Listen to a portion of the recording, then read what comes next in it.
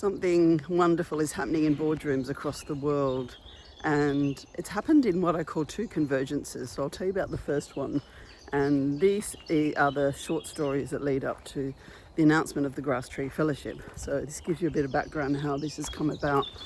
So the first convergence happened in 2022.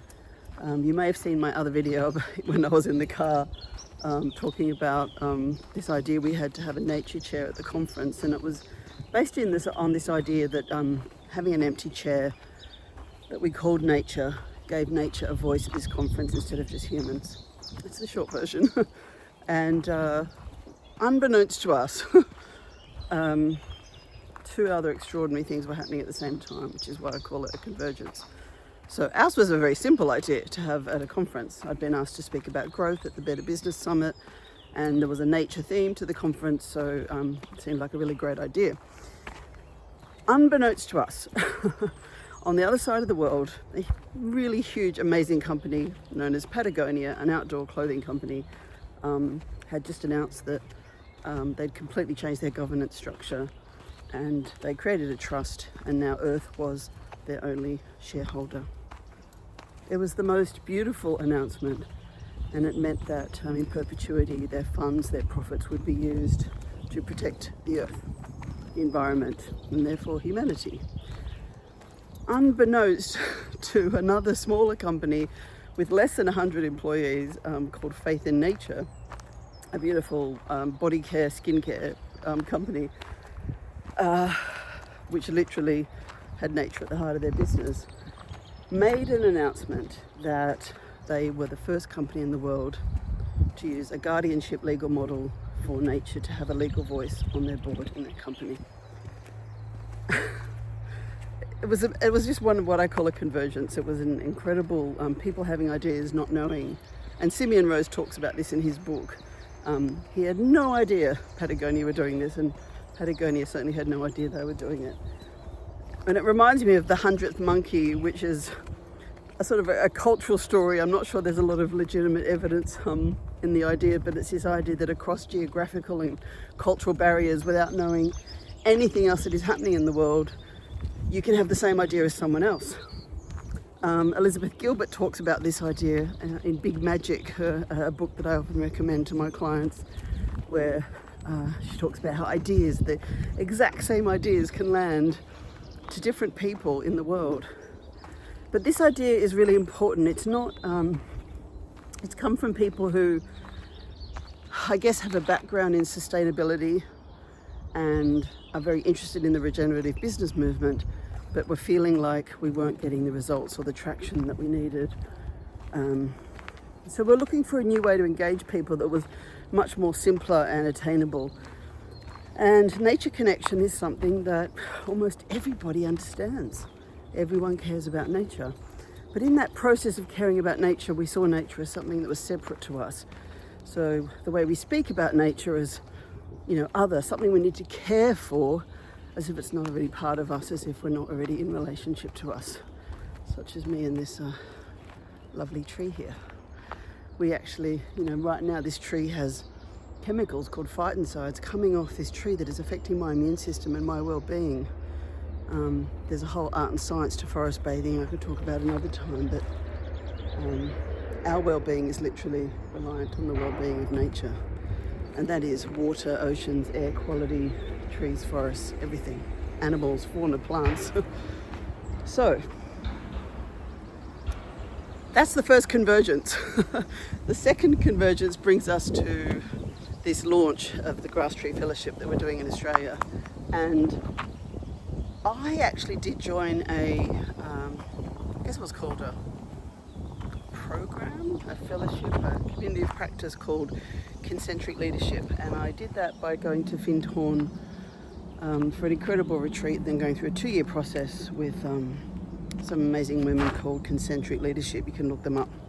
So I'm a fellow of Concentric Leadership, and on the back of that I entered the Earth Law Centre, had this fellowship called the Dandelion Fellowship. And the idea was to have a look at our relationship with nature, how we could be a voice for nature. And there was a lot I enjoyed about that, but what came from that for me was that I felt like there was so much more to do, and it had to be beyond theoretical, beyond being online, beyond the traditional Zoom format, shall we say. And of course, as you know, I've been doing a lot of nature immersion work. I have been taking nature leaders into nature for years to have conversations since last decade. So that's an important part of my practice and business mentoring. So again, unbeknownst to me, there's other people wanting to create fellowships. And so it's the second convergence arrives. We launched the Grass Tree Fellowship just this week. And then someone says to me, did you see the launch last week that House of Hackney did? And House of Hackney were the second company in the world. And they took the voice of nature idea even further with this idea of Mother Nature and future generations. And I've long followed that company and been in touch with them, love their work.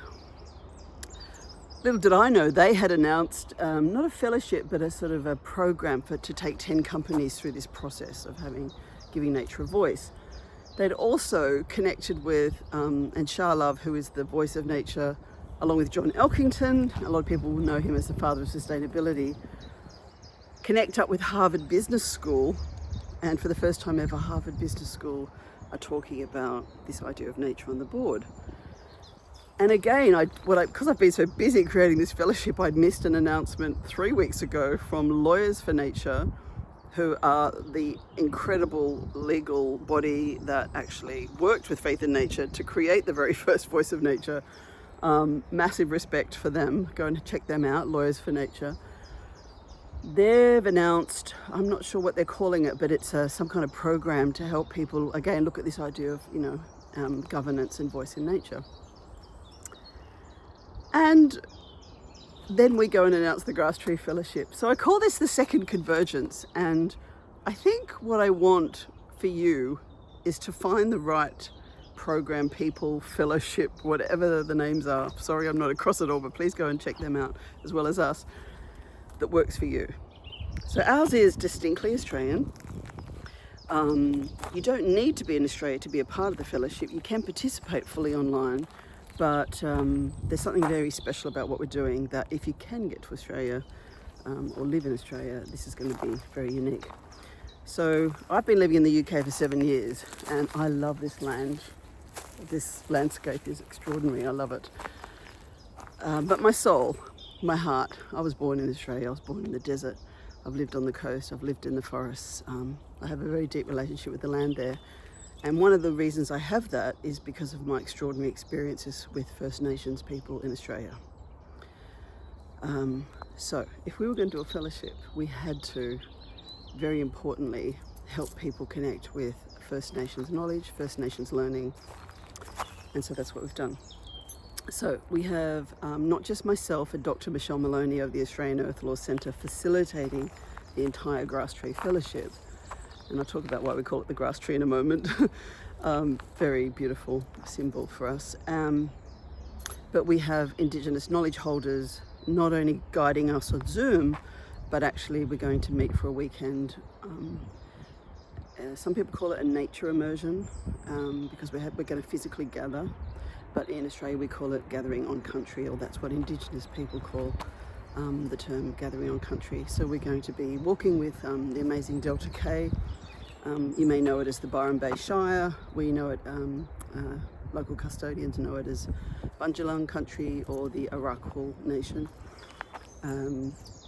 Amazing people. Also, Michael Howes of Australian Manuka, shout out.